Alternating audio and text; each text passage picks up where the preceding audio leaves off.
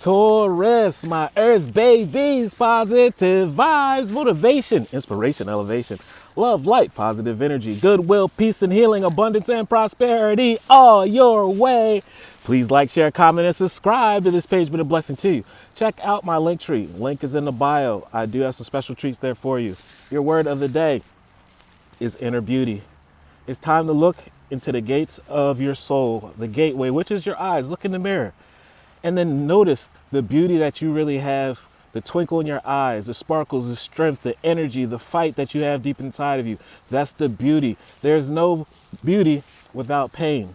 And you've been going through it, but you excelled, exceeded, evolved, and now you have turned into a stronger being. Give yourself credit. You look great, beautiful, you're handsome, you're unstoppable, intoxicatingly attractive. I open my eyes of my heart and I direct my gaze to the light within every being. Personality, that's in the physical appearance, and that's in the image of man. But beauty and goodness is in the image of God. One thing that you can't buy at the store is that energy. You can't buy that love. You can't buy a good heart.